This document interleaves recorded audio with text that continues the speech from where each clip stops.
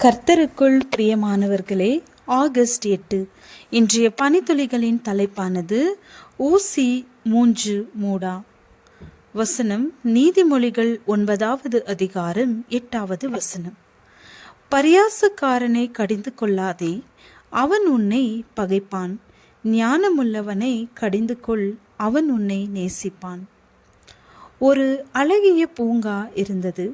அதில் மிக உயரமான அகன்ற மரங்கள் பல காணப்பட்டன. அதில் ஒரு அகன்ற மரத்தில் குருவி ஒன்று வாழ்ந்து வந்தது. அழகிய கூடு ஒன்று கட்டி அதனுள் மகிழ்ச்சியாக தன் குடும்பத்துடன் வாழ்ந்து வந்தது. பகலில் இரை தேடி சென்று சேகரித்த உணவை தன் குஞ்சுகளுக்கு ஊட்டி மகிழ்ந்தது. நாட்கள் சென்றன.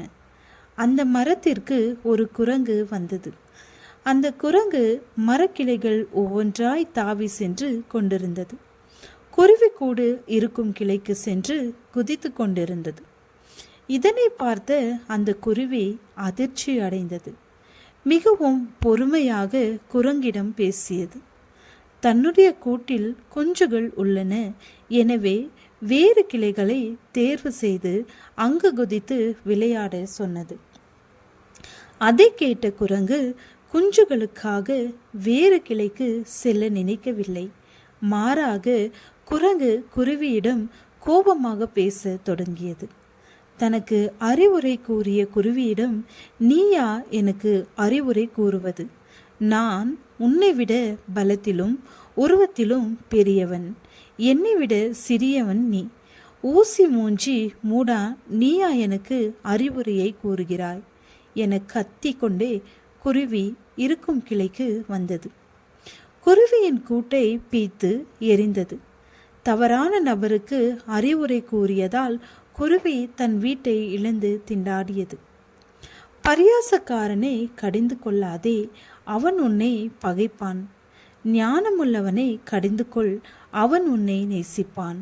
நீதிமொழிகள் 9வது அதிகாரம் 8வது வசனத்தின்படி பரியாசக்காரர்களை திருத்த முயன்றால் அவர்கள் நம்மை பகைக்கக்கூடும் என கூறுகிறது. பரியாசக்காரன் என்பவன் மற்றவர்களை கேலி செய்பவன், விமர்சிப்பவன் மற்றும் நல்ல அறிவுரைகளை ஏற்க மறுப்பவன். ஞானமுள்ளவர்களுக்கு அறிவுரை கூறினால் அவர்கள் அதை ஏற்றுக்கொண்டு நம்மை நேசிப்பார்கள். இயேசு கிறிஸ்து இந்த உலகில் தம் சொந்த ஜனமான இஸ்ரவேல் புத்திரர்களை நல்வழிப்படுத்த முயற்சி செய்து பிரசங்கித்தார், குணமாக்கினார், பிசாசுகளை துரத்தினார். ஆனால் அவர்களோ அவரை பரியாசம் பண்ணி மரணத்திற்கு ஒப்பு கொடுத்தார்கள். அவரை கேலி செய்து கொட்டி முகத்தில் துப்பி சிலுவையை பரிசளித்தனர். முள்கிரீடம் சூட்டினார். நீ யூதரின் ராஜாவானால் உன்னை ரட்சித்துக்கொள் என்று அவரை பரியாசம் பண்ணினார்கள்.